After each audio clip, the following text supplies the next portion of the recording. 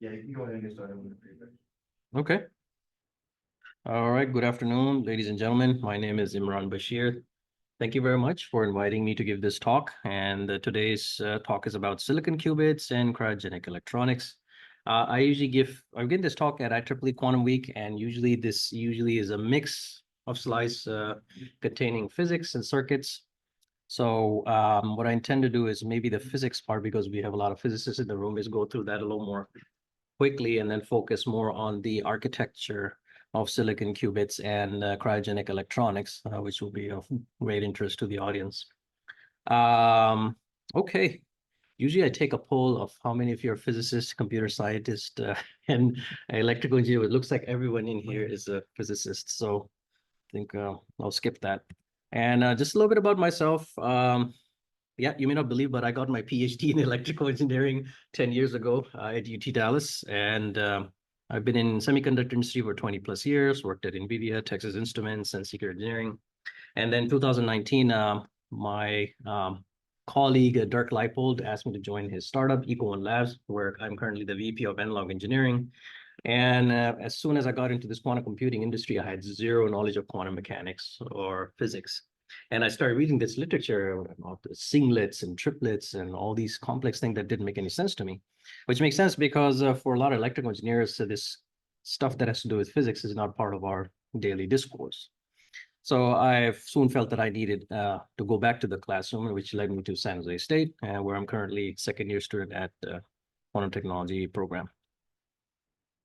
So, okay, there are 5 different topics we're going to touch, but the first one is on quantum applications, where I say I'm going to be touching on it very briefly, because it's another big subject on its own, and we cannot spend a whole hour talking about that.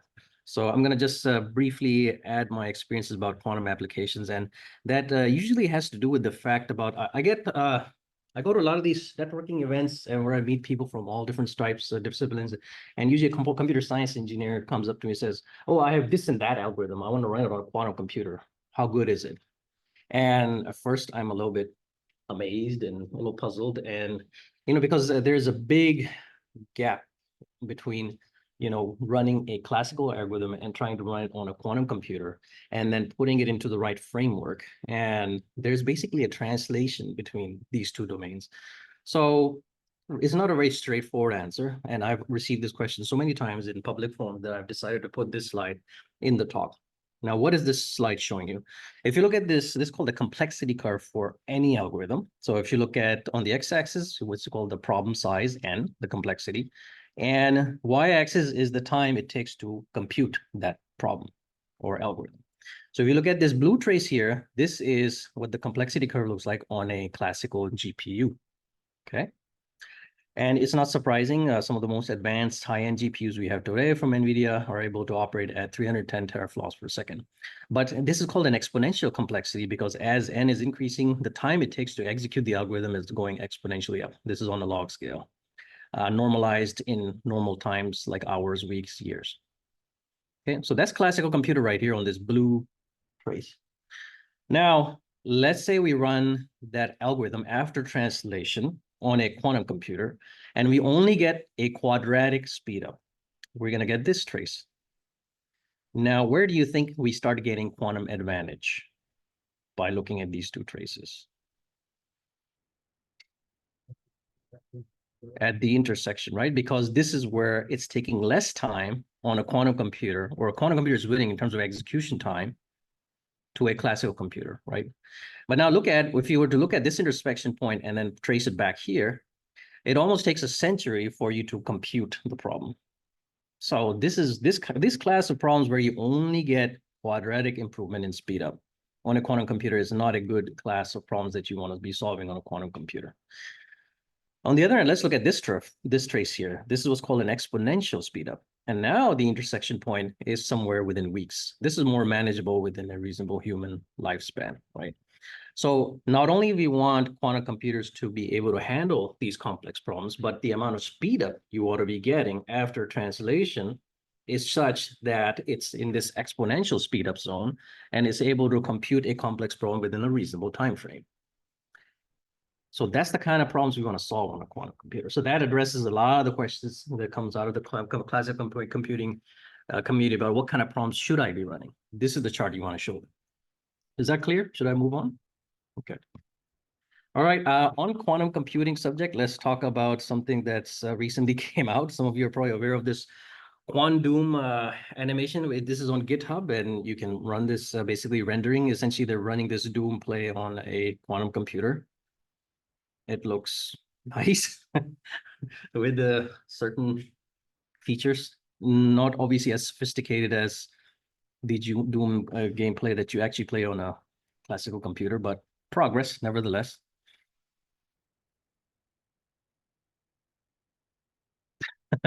Titus, you look puzzled. Actually, let me also go back. I think one point I skipped, I didn't realize is, does the flow rate or execution rate on a quantum computer of 7 kiloflops per second versus the GPU of 310 teraflops per second, does this disparity between the two surprise you? See, that's why you want to put the two curves on the same chart to compare classical computing with quantum computing. So it looks like nobody is surprised, but okay, in case you're surprised, well, the reason why quantum computers from an execution standpoint are slow, albeit that they can do superposition and can solve complex problems by employing parallelism, has to do with the way the quantum thing has to be operated. It's not just a circuit that you're running. You have an initialization phase, then you have an excitation stage where you're running the algorithm, and then there's a readout phase. And then there's maybe some more subsequent operations. So there's a flow of other things that are around the algorithm you're running. And depending on what's the depth of your algorithm and how many times you're cascading, those other processes of initialization and readout are slow. And depending on the modality, it's maybe even, there's different ranges on how fast you can do a readout. So this 7 kiloflops per second is not surprising if you put everything in aggregate, initialization, operation, readout, compared to a GPU, okay? But the promise of parallelism with superposition, interference, and entangling, that's still there. So that's why, if you look at a rendering like this one, albeit simplistic, and that 7 kiloflops per second might make sense. Okay, I'm gonna move on now. I think the two of you are looking at this as a class project for 253, so I'm not gonna dwell on it too much, but the reason why I put this slide is because a lot of times people from the quantum classical computing regime would come and say, well, how do I translate a classical problem to a quantum problem? So let's look at a NP hard problem, which is exponentially expensive in terms of execution time. It's called the max cut problem. Basically, in a max cut problem, you start with a chart like this one, where you have a bunch of vertices connected by lines. Okay, so in this case, we have 7 vertices from 0 to 6 and 8 lines. So the problem, and this problem, max cut problem, has applications in finance, logistics, many other sciences within a computer science discipline. And what you do in this max cut algorithm is you have to find the maximum number of cuts you can make in this chart without crossing a line twice. Okay. Again, you want to find the maximum number of cuts you can do between these 8 lines without crossing the line twice. Can you guys think of what the solution might be by just visually looking at this? So where do you find? Cut anywhere. Can start here. If I cut this way, I make 1 cut. And you can imagine any sort of orientation. I can go up and down and around. The way you go around cutting this is up to you. The only rule you cannot break is you cannot go this way, loop around, and then come back this way, because now you've crossed this line 2 times. You cannot do that. Okay, do you want to end up with 2 sets of sides on either side of the cut?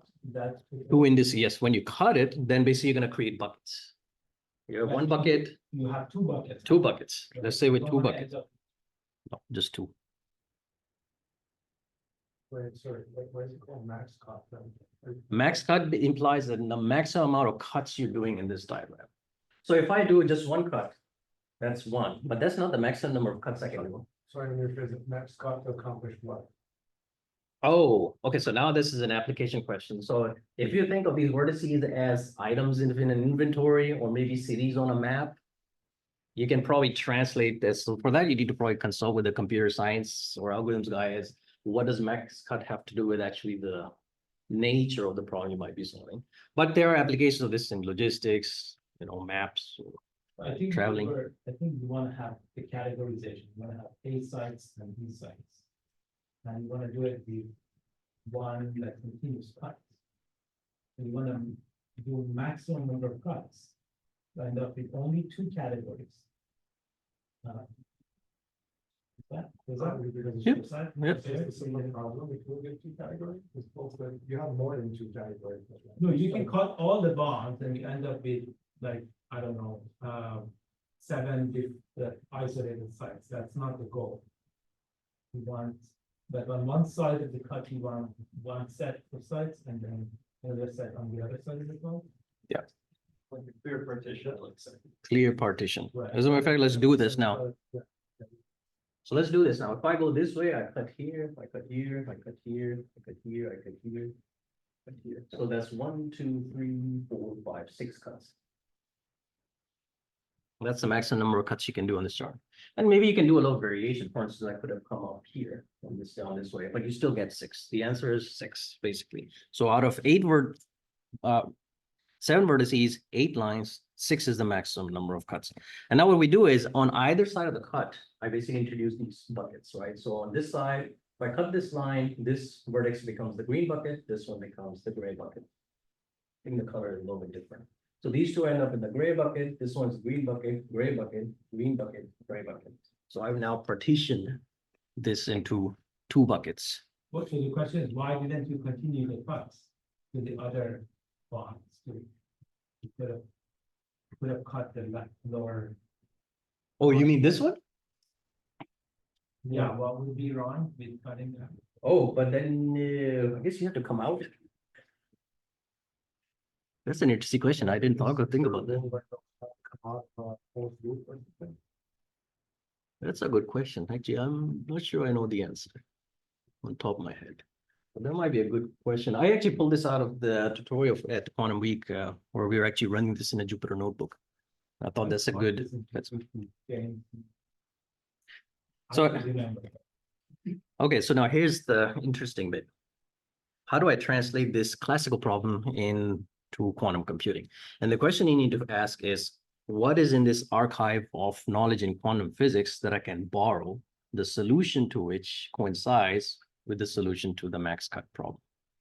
Again, what do I borrow from this archive of knowledge in quantum physics? Either a formulation or a concept or a Hamiltonian or a model, the solution to which coincides with the classical problem I'm trying to solve. And for those of us who are coming out of the 253 class, if I just take this chart right here, and instead of these vertices, I just put spins of electrons. This now looks like a very familiar problem to us, which we just studied, is the Ising model, in which our Hamiltonian looks like this. And if I assume I have a magnetic field 0 and my J is less than 0, the maximum number of anti-aligned spins would give me the least eigenenergy of this Hamiltonian. So by minimizing H, I automatically solve the problem and get the maximum number of cuts. So the solution to the max cut problem in this classical world is the solution of this Hamiltonian with least amount of energy. And you get that if you have maximum number of anti-aligned spins. And you put that in and model this Hamiltonian, and that's going to be your solution. Now, there are many more layers to this that I'm going to skip, but the point here was to show you how you map something from classical computing into the world of quantum mechanics, right? Does this make sense, or should I move on?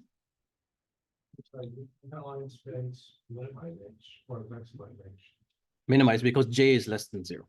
Now, if J was greater than 0, it's the other case. But here in this case, we want to maximize the markers to make J less than 0. Okay, that's all I'm going to say about application. Let's move on to quantum computing architecture. So what does a quantum computing stack looks like? So basically, this is a very good block diagram representation. So they're basically layers. So if you go from the bottom of the stack, you have what's called a quantum plane. So this is where your physical qubits are: silicon, superconducting, trapped ion. And then above that layer is what we have, what's called the I/O routing and multiplexing. So this becomes important as you scale your qubits. You might have a wiring bottleneck in your cryostat. And one way to address that is to add some multiplexing in functions where you can. Now, the multiplexing in time domain, the multiplexing in the in-frequency domain, we're going to look at both of those options when we get to the cryogenic electronic circuit description. Then above that multiplexer plane is where our classical electronics is. These are the control and excitation circuits. And readout circuits to measure the modality, whether it's spin in case of silicon qubits, or reading out the state of the superconducting qubit by using reflectometry. So all that circuitry is housed here in this third layer above the multiplexer layer. Then this final big blocks here is where the workhorse of many quantum algorithms, error correction, control, transpiler, all that business is taking place in this software layer, the mid stack all the way up to the top layer. Okay. All right, so that's what the stack looked like. But now what does a quantum computer look like in our cryostats today? And again, I'm kind of focusing here in superconducting and spin qubits. So let's assume we have a cryostat, 5-stage, and at the base temperature stage, we have our quantum processor, where our silicon qubits reside. Then at room temperature, we have the room temperature electronics, which are your transmitters for generating excitation signals, the receiver for measuring the state of the qubit. And then we have a bunch of DC bias lines for the gate electrodes going all the way down into the cryostat. Then in the middle portion here, between 1 and 4 Kelvin, we have resonators, LNAs, and different components for aiding the readout or excitation process. So that's what our state-of-the-art quantum computer looks like today. But now the question is, what do you do when you need to scale this quantum processor to 1 million qubits? And what does that mean in terms of the wiring bottleneck? And more importantly, the thermal load specification of your cryostats. So this is where we need to take a detour into thermodynamics. If I have a wire that's traversing between 2 different temperature stages, I'm going to impart heat into that stage. And that's given by this passive heat load equation, delta P sub I times some slope coefficients times the change in temperature, right? So this wire going from this stage to this stage is going to add heat to this stage, and the same thing goes on from here to here. Now, when you start stacking more and more wires, all you're doing is just adding more and more heat to the subsequent stage. You're moving up this curve here. This plot here is at a 4 Kelvin stage. This plot here is at the MXC, which is the base temperature stage. So more wire coming down, sorry. Silence. The more wires you add into the cryostat, the more heat you're adding. And that's not the only loads that you need to account for in your cryostat design, but you also have to account for any other active loads that have to do with, let's say, LNAs that are situated inside your cryostat. They're also going to have some power being burned, and radiative loads. Okay, so now let's look at an example. This is actually a chart from a paper a few years ago they were trying to figure out how to scale superconducting qubits to hundreds of qubits and figure out this exact question of how much wiring can you stack inside your cryostat before violating the thermal load specification. So this table here is the most important data point. So if you look at our current dilution fridge, we have 5 temperature stages. These are the the temperature at each different stage. And this is the amount of cooling power you have available at these different stages. So you look at this base temperature stage, you only have 20 microwatts of power, cooling power. That's the amount of heat you can extract at this base temperature. It's not a whole lot. Now, if you do a cursory, now this chart here shows you how much heat load you get per cable. And the one of interest here are either these stainless steel cables, which are used for carrying RF signals, or these twisted pair cables, which are used to carry DC biasing signal. So if I just as a cursory look at one twisted pair DC bias cable, it has a heat load of 10 nanowatt, or actually more exactly 13 nanowatts per wire at base temperature stage. So if I just do a cursory calculation, divide this 20 microwatt heat load, divide by 13 nanowatts of heat load per cable, I come up with roughly around 1,500 cable just for carrying DC wiring. First of all, this is not going to be enough, I can tell you, for 1 million qubits, because even let's say for a silicon qubit, which is this talk is about, 1 qubit is not 1 wire. Okay, if you have 1 silicon qubit, you have 1 gate control. More than likely, you're going to need a charge sensor to couple to it, which is 3 to 5 gate electrodes. You also need a barrier control in order to isolate qubits. We're going to look at that in a bit. So each qubit is 3 to 5 gates already, DC signals. Plus, you're going to have to have a mechanism of reading out, which could be reflectometry or TIAs. We're going to look at it. So it doesn't linearly scale. You have multiple wires per qubit, and you're going to pretty much run out of cabling when you're trying to scale it to 1 million qubits, and you require high density cabling. And in this calculation, we have not accounted for other loads, such as active loads, right? And so not enough wiring. So what do we need to do in our quantum computing architecture? So we take this figure from the previous slide and essentially introduce a demultiplexer where we can. So one of the places where you can obviously do so is DC biasing. And a demultiplexer is basically same as what you studied in your classical electronic circuit, mux switch, and basically a capacitor to hold charge. One of the advantages at these lowest temperatures, because you have less thermal noise, less leakages, you can actually hold the voltage at the gate, let's say of a qubit, for a longer period of time. So demuxing makes practically a lot of sense for DC biasing nodes and maybe for certain excitation signals. For the readout, you might be doing a different kind of multiplexing. We're going to look at those techniques in a bit. But all we've done is introduce a multiplexer, and now basically our fan out coming out from this base temperature stage is reduced because of this multiplexer. We're putting in less wire, driving more and more controls into our qubit substrate, which is scaling. Okay, but now the question is, okay, so does that address all our issues? Now we need to talk more about going from NISQ to FTQC. So NISQ stands for Noisy Intermediate Scale Quantum Computer. FTQC stands for Fault Tolerant Quantum Computer. So what are those terms? What do they actually mean? So look at this chart. This is error rate on the y-axis, number of qubit counts on the x-axis. NISQ error is defined by this box here. So basically it means we have fewer qubits and we have noisy qubits. This shaded region is FTQC. This is where we're going in future in the next 3 to 5 years. More qubits, but also they're going to be below some error threshold. But how do you get there? Well, it's not going to come for free, and you're going to have to build now error correction as part of your system. Okay, not only that, you need to also have low latency between control readout and the quantum processors. So what does that actually mean? When you're going to FTQC with error correction, essentially what that means is you have your quantum computer, your passive substrate, which is constantly being controlled and monitored by a classical computer. So this classical computer is monitoring errors in the circuit, whatever circuit you're trying to implement in your quantum computer. And then based on that, it's going to feed back an excitation signal to correct for those errors. So there's a continuous process of readout and manipulation with a classical computer. Okay. And you need to have this interface with low latency, because for some of these modalities, like silicon qubits, their lifetimes are in the order of microseconds. So if you're reading out this qubit and controlling it, you need to do it really fast, and you need to have a low latency. So the number that I've seen mentioned by a quantum machine is in the order of hundreds of nanoseconds. And this idea is not actually far-fetched. As a matter of fact, Quantum Machine is building a product already. If you looked at their press releases, they're introducing this platform called QUA, which is essentially that. It's basically a classical computer with the readout and control happening at room temperature, and then they send these excitation signals down their quantum processor, which is, I believe, a superconducting qubit substrate. And they're continuously doing error correction with room temperature electronics and classical computing. So there are solutions already being proposed as of this date. So now the question is, how do we build an efficient, fast, seamless quantum classical interface as we go into the FTQC era?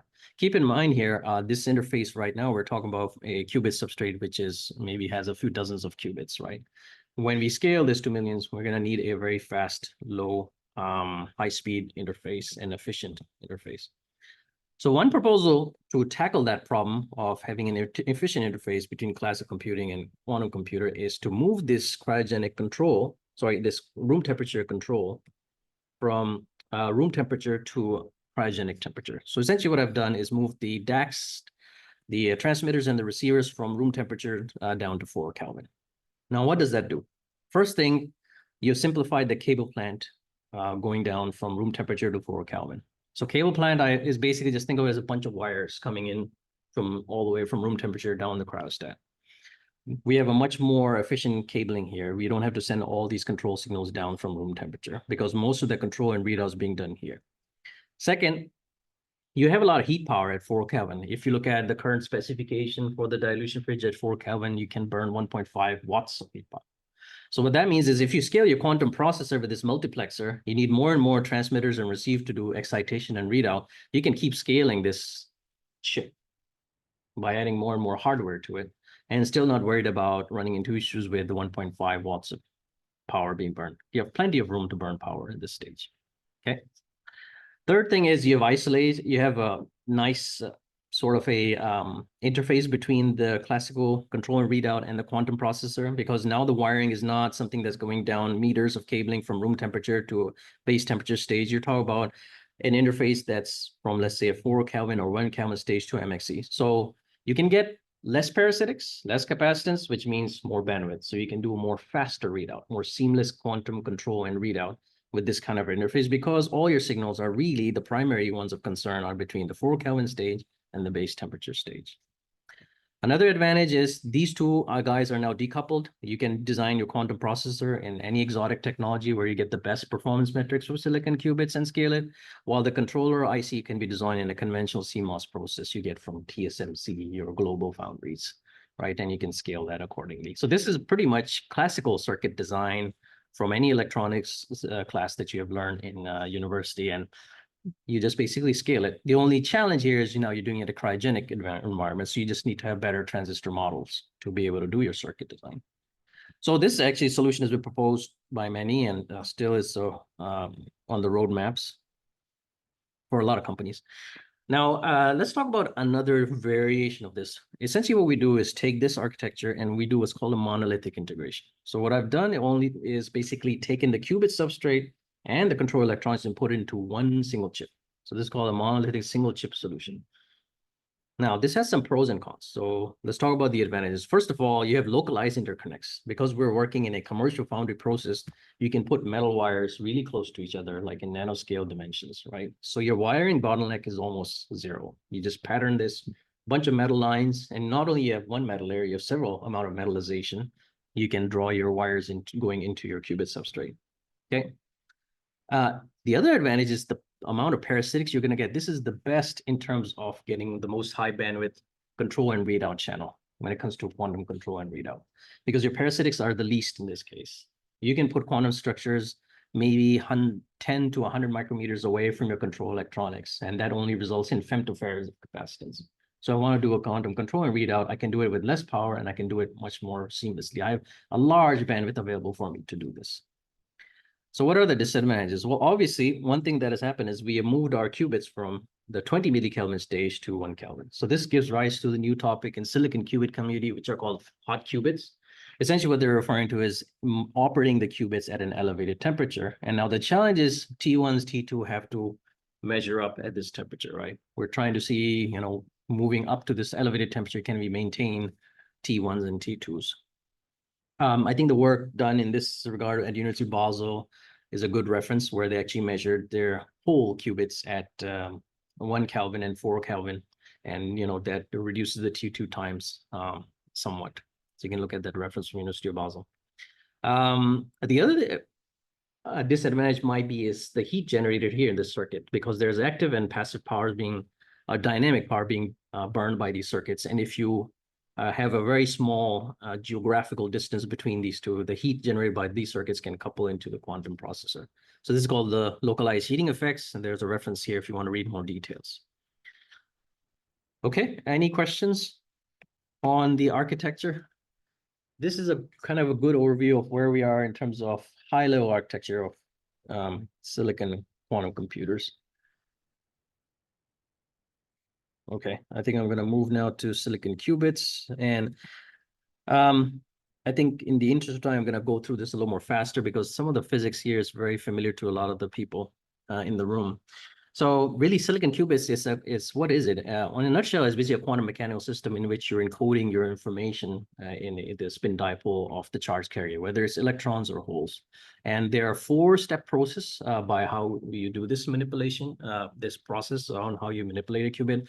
First, you're going to have a reservoir where you have these electrons sitting in there, and you extract one from a reservoir, put it into a quantum dot. So that's the first step. Then second is you initialize the spin dipole of that charge carrier by using an external DC magnetic field. Okay. Third step is to manipulate that spin dipole by using an AC magnetic field.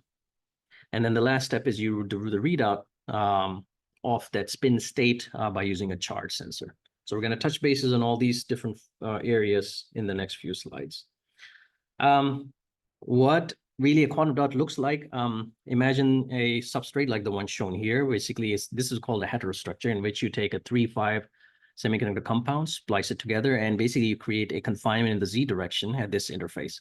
So the electron, if it's at the interface, is going to just get locked in here. It's not going to have any freedom to move in the Z direction.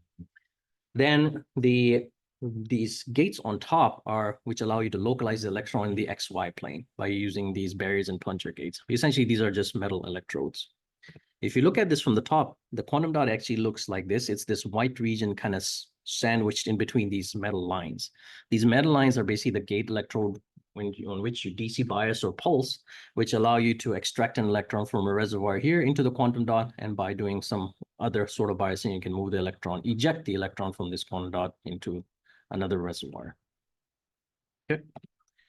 This is straightforward particle in a box estimation, and you probably have seen it in your quantum mechanics 101, but basically if you have an electron in a potential well, like this one, it's going to have discrete energies as well. The reason why I show this is I take these energies and equate it to momentum and KT and come up with this figure of merit called the de Broglie's wavelength, lambda G. And the confinement criteria here basically is L less than lambda G. L is the width of your quantum dot, how big your quantum dot is. And basically, if you plug in these numbers, you get L less than 410 nanometers. So essentially, that means it's, if you want to confine an electron in this small area, your L needs to be less than 400 nanometer. But that's usually a crude calculation. Usually, you design your quantum dots to be a factor of 10 lower than this de Broglie wavelength criteria. So if you look at the published works, quantum motion, Equal1, the quantum dots are like tens of nanometer, right? And there's an effort to get them even smaller. So the smaller the quantum dot, the better, the more separation in energy levels you're going to get. Okay, this slide is going to look a little intimidating, but I'm going to try to break it down. Essentially, so we have the same quantum structure that we have seen in the previous, but essentially now we have introduced two different quantum dots. So let's first understand what these nodes are. So L1 and L2 are your electric leads. So this is where it connects to external equipment to do your readout or measuring the status of your quantum dot, let's say. And then these nodes that are labeled with a P are called plungers. And then these nodes that are labeled with a B are called barriers. Plungers allow you to create a quantum dot, right? So your electron is going to be confined right under the plunger gate. So basically that's this, if you look at this landscape here, maybe just this subfigure D, that explains the landscape completely. So underneath my VP1, which is the electrode P1 and P2, if I bias them positively, essentially what I'm doing is decreasing the potential right underneath that gate. And where does the electron want to be in the potential landscape? Wherever the potential is the least. So by biasing this positively, in the case our charge carries our electron, I create this potential well. And if I'm going to extract now an electron from a reservoir here, it's going to fall into this if I have proper biasing on VB1. Okay, so the electrons are confined right under the plunger gate, and you bias them in order to create that landscape. Then these barrier gates are isolation, either designed to either have two quantum dots interact with each other or to isolate them. So as you can see, if you bias it too heavily, these quantum dots kind of sort of merge and you get different characteristics. Now, this sounds a little overwhelming, but I'm going to try to break it down. If you look at this structure here, you can see there's a drain, there's a source, and there's a bunch of electrons in the interface. You might think of this as a transistor kind of a device, but there's a big difference. And if you, let's say you're at a higher elevated temperature where you have higher KT noise, and you apply a large voltage across VDS, and if you put large voltages, sufficiently large voltage on these barriers and plungers, yeah, you can think of this device acting like a many electron flow device going between the door, drain, and the source. But what we do when we're doing this business of silicon qubits is we're dealing with a single electron flow. We're going to bias our electrons or these voltages in a way that only one electron jumps from a reservoir into the quantum dot. And then we can do the same process from this drain to this quantum dot. And once you have these two electrons placed, you initialize their spins, then you can increase this J gate or this barrier gate in the middle to increase the interaction. So remember, we just talked about in the last class, we were talking about this J interaction term, and I was asking Dr. Khodami, how do you do this in superconducting qubits? I don't know much about superconducting qubits, but in silicon qubits, this J gate would be this middle guy. This will be your interaction term. Let's say if you're trying to build some sort of an annealer. You either raise it to increase the interaction or you decrease it to decrease the interaction. Okay, so does that make sense? Plunger gates to trap electrons, barrier gates to either isolate them or interact with them to create maybe, or and in the context of quantum computing, if you're building, let's say, an entangler, C0 gate, this J gate in the middle, the barrier gate is what you're going to be controlling. Okay, I think I better move fast. This is just another illustration of the same thing, showing you barrier gates and the plunger gates. The J gate here, again, is the barrier gate, which is designed to basically increase the interaction between these two qubits. Now, this business here on this left side, these are called a readout set. So this can be operated in a DC mode or an RF mode. In this particular case, they're using an RF set. It's basically a single electron transistor, and it's a charge sensor which is coupled to the state of the qubit on the closest proximity to the charge sensor. So if you want to measure the state of the qubit, you're going to need this device here, coupled to your quantum dot. Then the other bit that you're going to need is a DC magnetic field, which we're going to look at a few solutions there. But you also need to generate an AC magnetic field, which is typically done by a wire, which is carrying an AC current. That AC current creates AC magnetic field, and typically we call that an ESR line. Okay. Here's the example of work from QTech, published a few years ago. Basically, they have 6 qubits. And again, the plungers dictate where the region where the electron is going to be trapped. And then the source drain SD1 and S2 regions is like their reservoirs from where they're extracting these electrons. And then you have these barrier gates to isolate the qubits. You'd see this golden film here, kind of golden color, and it has sort of a beveled edge. This is the micromagnet. This generates your DC magnetic field. So they figured out a way to put the magnet right on top of the substrate. And this beveled edge creates the magnetic field gradient. With this magnetic field gradient, you can talk about doing frequency selectable addressing of your qubits. And this design was done basically in a heterostructure, like a 3-5 semiconductor, silicon germanium heterostructure. FinFET-like structures, here's an example. This was the work from University of Basel. So L1, L2 are basically the leads, which connect to the outside world. Your barrier control is basically a gate that overlaps on top of a thin film. So your qubits basically reside in this thin silicon film, this little tunnel here, and the barrier just overlaps on top. If you look at the cross section, it looks like this. You have your barrier control, your plunger controls are here, and the qubits are basically right underneath these plungers. In this case, the charge carriers are not electrons, they're holes. Now, holes have an interesting property compared to electron. One of them has to do with how you do the spin dipole control. In the case of holes, you can apply what's called an EDSR. The RF signal does not go as a current through a wire, but you just apply it as a voltage signal on the gate. And that allows you to control the spin dipole. Okay, but here's an example of a FinFET-like. So it's kind of approaching like commercial foundry-like process today with modern transistor. This is another example. Now this one is what's called an FDSOI. So what do you do in FDSOI? You basically put a silicon substrate, put a buried oxide on top, and then on that you deposit a thin silicon film layer, and your qubits reside in this thin silicon film, and then you create plungers by using these gates G1 and G2. So this is now getting more closer to a commercial foundry process type transistor. Quantum dot device. I think I'm gonna skip this slide in the interest of time, but basically this really gives you a list of what the difference between what's called an engineered process, most of which we talked about in the previous slide, and a commercial foundry process, which this is an example of is. But that's for an extra reading. It's a little more advanced topic, so I'm gonna just move on and talk a little bit about charge sensors. So what are charge sensors? Well, charge sensors allow you to measure basically the state of your qubit, especially in the context of spin. And how do you build those? So let's say if I've got a quantum dot here, here's my reservoir. I turn an electron from this to this quantum dot by biasing these gates.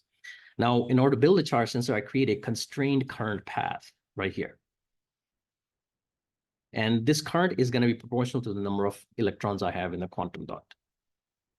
And that's what you see on this. So once basically the current changes, you can think of that as a change in conductance, and that conductance is what's plotted here. And the same process happens here. In this other charge sensor, it has essentially more gate electrodes, and it's also sensitive. State is also sensitive to the number of electrons in the quantum dot. As well, what you see is every time there's a peak, you can count how many electrons you have in the quantum dot. So compared to the charge sensor on the left, this one is highly sensitive, and you can almost count how many electrons you have.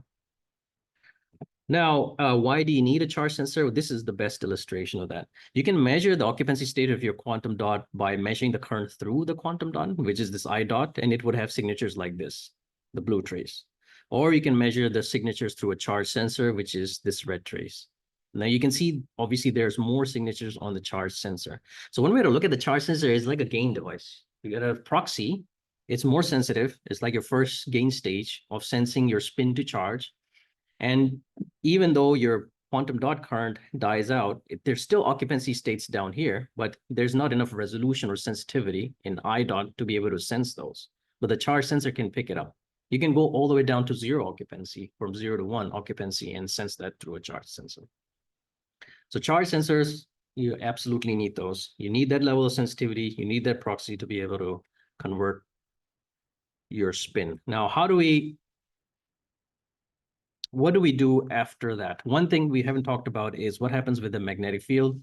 I'm going to go through this a little more faster because essentially what you're doing by adding a DC magnetic field is what's called Zeeman splitting.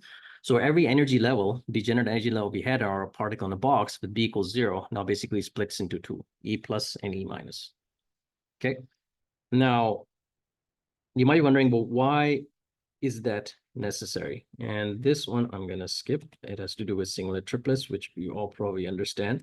The only thing I'm going to say here is the reason why we sometimes choose a different encoding. So either we can choose a Zeeman split encoding, which basically comes with a DC magnetic field, or we can choose a triplet singlet encoding, which has to do with adding spin angular momentum, so 2 electrons in a quantum dot or in 2 quantum dots, is the delta E. You get a much better readout between this configuration versus this configuration. So higher delta E means you're going to have a higher SNR, you're going to have a more less issues with readout fidelity. So you can choose one or the either encoding scheme, but a singlet triplet encoding scheme usually gives you a better SNR.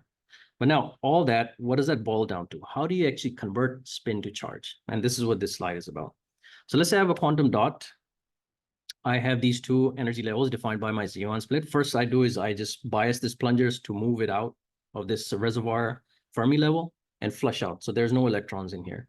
Now I'm going to control the plunger levels so that these two energy levels go below this Fermi level. And I'm going to have an electron jump from this reservoir into the quantum dot. Now I have two possibilities. Either I get an electron and spin down or an electron and spin up. Now I bias the plunger again to move these energy levels up. And I'm now in this regime here. And I park these two energy levels right in the middle of this Fermi level, as in shown here and shown here. Now, with the two possibilities I have had, if I was, let's say, in the spin up configuration, occupying this energy level, and now I park it up here, now since this energy level is lower than this, there's no flow of electron. Essentially, everything remains static. Whereas I was in this configuration, spin down at this energy level up here, and now I park these energy levels up, this electron is going to jump down into the reservoir, and then from this reservoir down to this lower energy level. It's just flowing down, down. So this change of current is basically this signature right here. And this is being sensed by the charge sensor. So this would be a spin down current configuration, which has this blip. And this one is the spin up configuration, which has basically flat. So now I have a way of discerning spin up and spin down configuration by looking at the information coming out of the charge sensor. This is called the spin to charge conversion.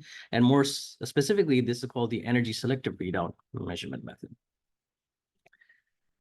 This one here is showing you the same thing, but now with a singlet and triplet state. You do the exact same things. You first flush your quantum dot, then you bring it down below the Fermi level of the reservoir, and you can either have a singlet state or a triplet state. And the way you discern is by looking at these signatures here. In the singlet state, you get this momentary blip in current.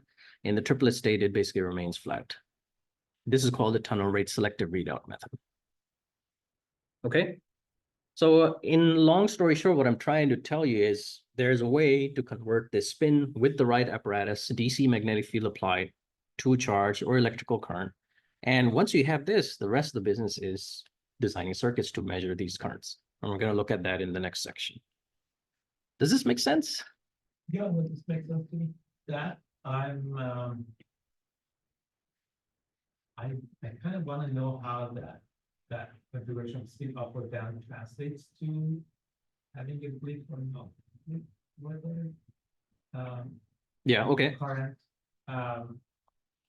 if it was spin down, it would go back to the reservoir, then you would have a spin up come to your quantum dot. Yes, so if it was spin down, so let's say we're in this state. So we move it down first, and now basically it's occupying this state, so it's spin down. Now we're gonna move the plunger gate, so these energy levels are Yeah, gonna I move. understand the diagram, but I'm trying to understand your plot. So what is plotted on the y-axis? Yeah, so this configuration On the- here, no, on the which on the one? right. Yeah, this one. Yeah. This one is for this one, But what is the y-axis? current. Charge sensor current. So what's not shown here, there's a charge sensor sitting around to measure this current. So then it let's say for spin down, Mhm. when the current abruptly goes down. What does that correspond to? Yeah, right there. Like no, before that, yeah, right there. Oh, this, Yeah, what is this drop in current correspond to? this drop. Mhm. Now, this one, I'm not sure. I think this is the main activity. This is the one that we're reading during readout operation. This up and down business has to do with this blip here, because this is common between the two. I think this could be, okay, one way to look at this is because you're moving, you have to move the plunger to move these energy levels. So since you're moving these energy levels by biasing the plunger, it could also be read by the charge sensor. So in both cases, because, okay, I have to go from this state here for these two configurations to this state. And to do that, I have to move these energy levels up to park them right in the middle of this guy.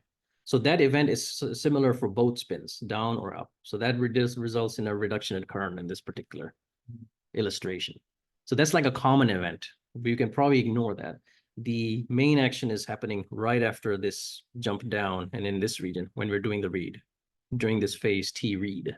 In one case, the current is flat. In the other case, we have a current jump, blip.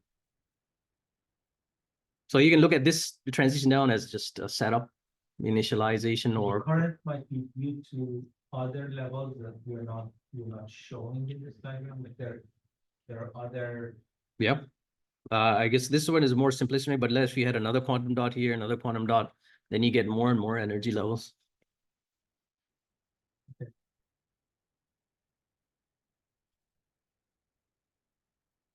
Yeah. Okay. All right.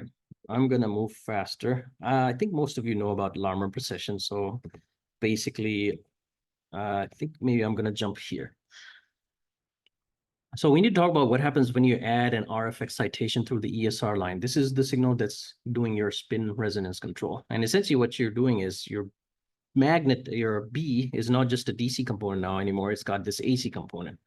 Now, if you look at the Hamiltonian of the system, this is straight out of McIntyre. So I basically taken the equations from there. You have what's called a time-dependent Hamiltonian, and you convert that into a time-independent Hamiltonian by using either rotating frame approximation, if you take Dr. Wong's class, or if you apply perturbation theory, if you're taking Dr. Wharton's quantum mechanics class.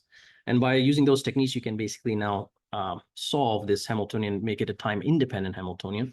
And the solution for that looks like this big equation here, gnarly looking equation. But basically, if you look at it from a high level, there are two oscillation terms. One is the Larmor precession frequency, and the other one is the Rabi frequency omega 1. And let me see if this animation starts. Ooh, that's interesting. Okay.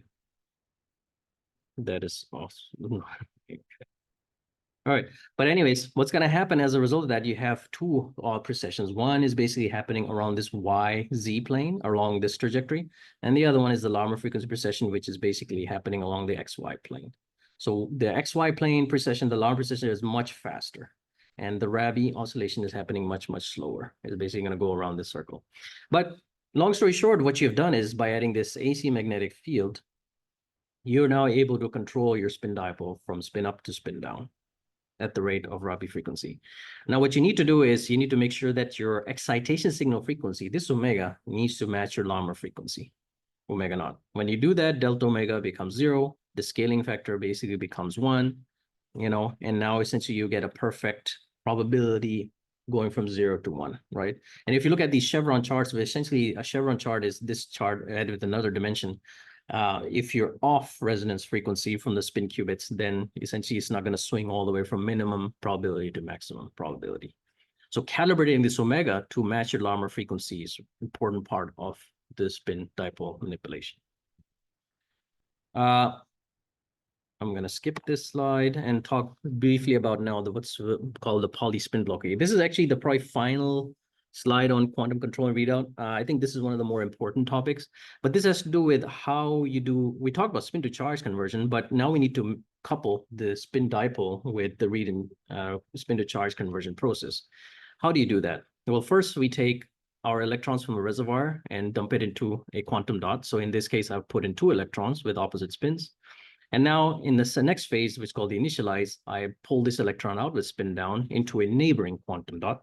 And this quantum dot is coupled to the ESR line. So on this one, I'm going to do my spin manipulation by putting in this RF excitation signal to manipulate spin dipole. This guy remains unperturbed. And after some time, after doing that RF pulse, I'm going to do a readout projection, which is this stage here. Now, when I did my readout projection, if I was in spin down, and this guy basically is going to move back in here again.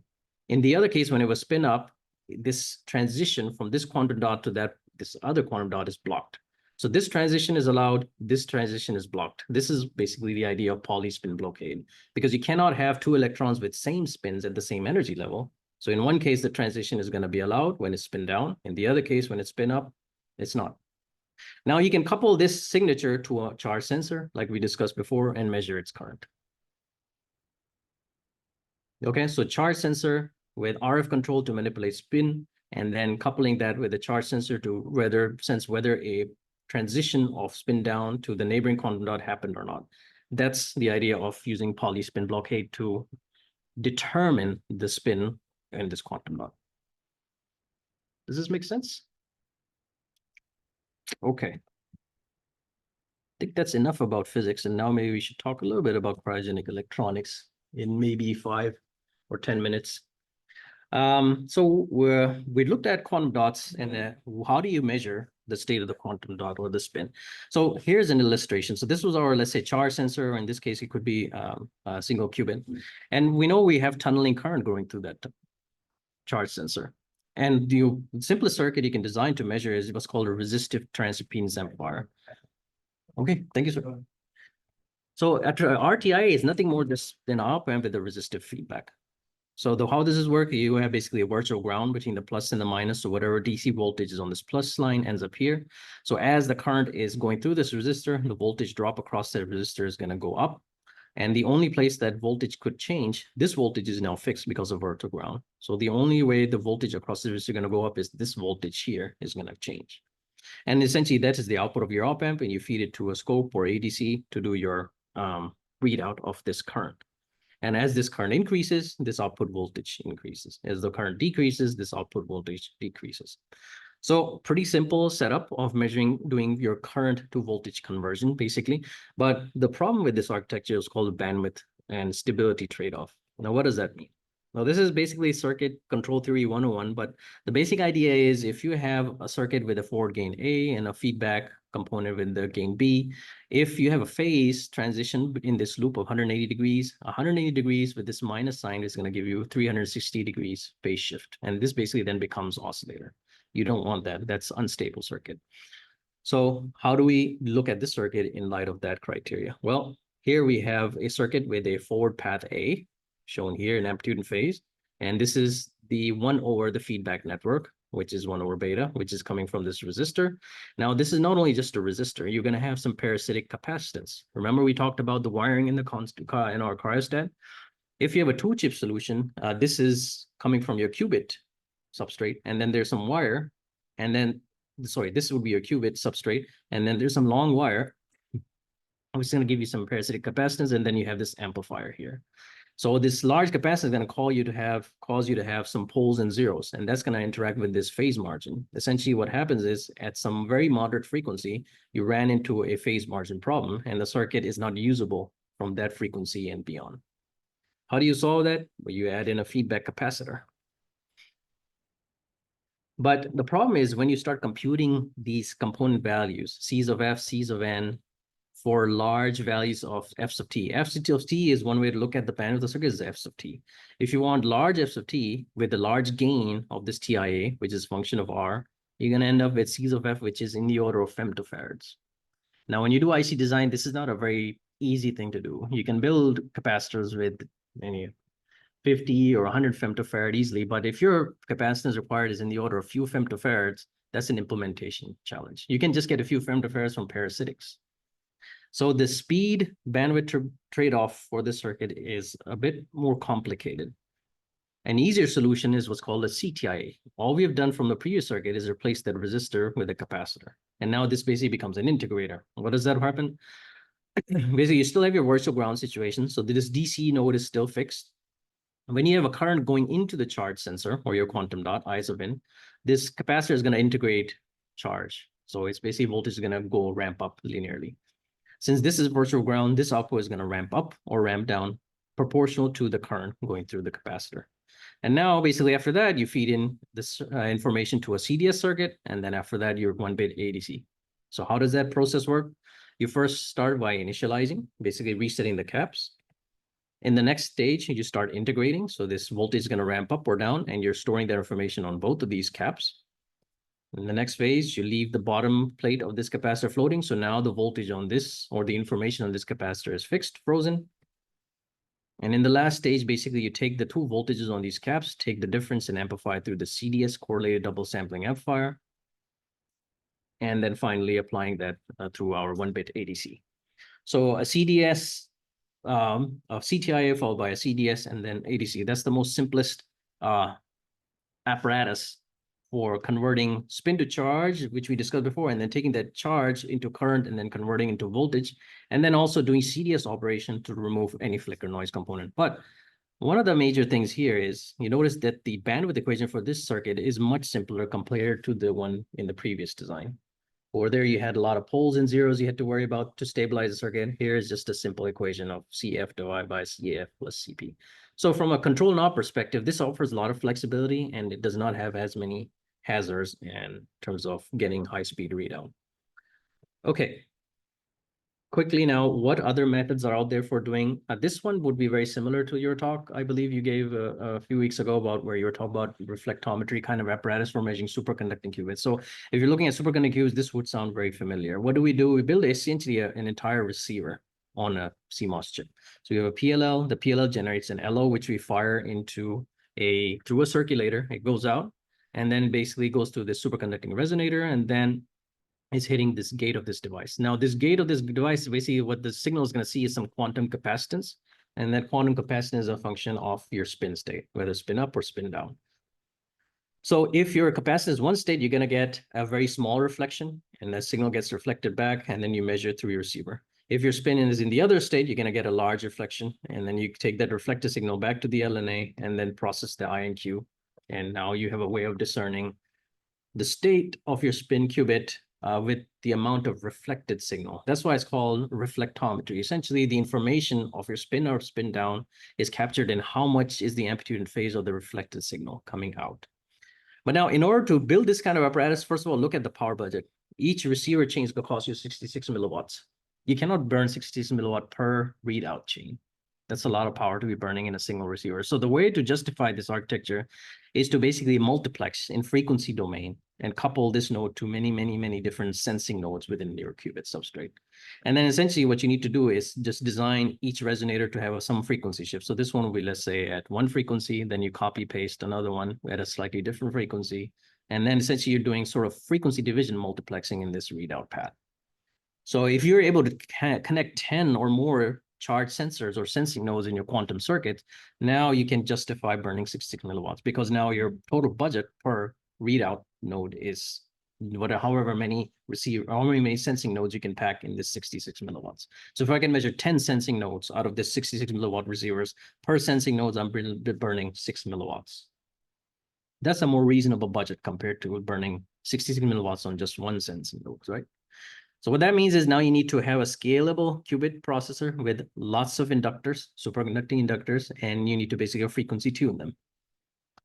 Now, that's a challenge on how many superconducting resonators you can put if you're especially trying to build a 1,000,000 qubit substrate. So anyway, so that's all I'm going to say about measuring the state of the qubit. Now, let's talk a little about some of the other operations we're going to do. Obviously, one of them has to do with putting gate voltages and pulsing the gate voltages. So we talked about how you put gate voltages in order to tunnel electrons. So one way to generate these voltage pulsars is to do basically charge distribution using a capacitive DAC. So essentially you initialize these circuits by in some default state, and at some time t, you throw in these switches. If let's say this switch goes from low voltage to high voltage, that increased voltage is going to cause charge to be redistributed between these capacitor banks. And that charge redistribution causes the voltage to either step up or step down. And you basically pass that along the wire to the gate of your quantum circuit. These are very high impedance nodes. And as I said, at lower temperatures, you get very low leakage. So you can retain this charge on this node for a longer period of time. As a matter of fact, in interest of time, let me just show you this measurement. This was done out of our voltage DACs, where I charged the voltage due to a DC bias of 200 millivolts, and after that, I let it go for long periods of time. And the amount of drift I saw in the circuit was only in the order of 5 millivolts over 600 microseconds. And this was measured at 3 Kelvin. So you can retain charge for a longer period of time at cryogenic temperature. You would not have this kind of beer at room temperature. At room temperature, it leaks very fast. Okay, I think I'm gonna skip this stuff and maybe move to the last section. So we talked a little bit about spin qubits, cryogenic electronics, what's happening in the future. So we're going from NISQ to FTQC. That means we need error correction. And what does error correction look like? Well, you saw in Dr. Khatami's lecture where he was showing you these neutral atoms in a grid. It actually kind of resembles here. Essentially, what you do is you put your qubits in a two-dimensional array. So all these white bubbles and black bubbles are actually quantum dots. And essentially, now you need to build a multi-way entangler. So this basically X and Z are just thinking of way of some operations that you're doing with the quantum circuit. The black dot is basically a actual qubit that you're trying to correct, and these white are ancillas. So these basically are used for error correction. They're not real qubits, but you need them in order to error correct this black qubit. So you spray them across the two-dimensional array, and then you build your multi-way entangler. But now that begs another question. One other idea is to basically scale the qubit substrate, but what about taking multiple qubit substrate and then scaling it that way? So rather than having one big tile, have smaller tiles and then couple them together, which is kind of this rendering shown here. So here's I have a qubit substrate, I have another qubit substrate, and now I can link more and more of these qubits, and basically there's a highway in between them.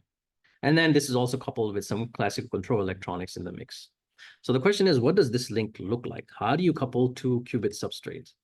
So there are some new ideas. And again, if you're interested to go to an APS March meeting, the one proposed by, I believe I heard this talk from Dr. Pera now at UCLA, is building what's called a microwave cavity using spin photon coupling. So this kind of would look like your superconducting qubit, some of the common denominator there. So essentially you have a double quantum dot here using silicon qubits and another double quantum dot. And then in between you have this tube cavity here. And you're allowed to now take a spin qubit information and convert into photon and then couple these two quantum dots. Literally looks like, well, big, a lot of millimeters away. So again, a good idea, and more research is needed. The other idea is called shuttling. The idea with shuttling is like a conveyor belt. So if you look at here, we have an initialization node. So this is where we take our electron from a reservoir, initialize the spin dipole. And then we basically, what we do is it's like a conveyor belt. Now I've got my electron, a spin dipole here, and I move it along this conveyor belt to another zone. I move it to this zone here, junction, and then this zone here. And once it's in the manipulation zone, I then control its spin dipole by doing ESR from up to down. And once I've done that, I go back to this conveyor belt mode and move it back to a readout zone. Go back here, go back here. So this conveyor belt is nothing, it's basically taking your spin information, qubit information, and they're just moving it around. But what does it look like physically? Well, physically, what's happening is you're just adding more and more gates. And what you do is you put a periodic sine wave signal on these gates, staggered along the way. And by doing so, basically this becomes a conveyor belt, and you can take a initialized qubit from one zone in the entire qubit array into another zone to do the manipulation, to another zone to a readout, or you can carry this over long distances. So now you can take your spin qubit and move it into a distance far, far away, but it comes obviously with a cost. And the cost is you now need to put maybe hundreds of gates to do this conveyor belt operation. And the other thing is now you need to be able to excite those gates with pulse voltages. So more control electrons are going to be needed. So this idea was recently proposed by ARC, quantum computing startup in Germany at APS March meeting this year. And this is gaining obviously a lot of traction. Okay, that's all I was gonna say in terms of what's happening in silicon qubits. I know we went a little bit over time. Any questions? So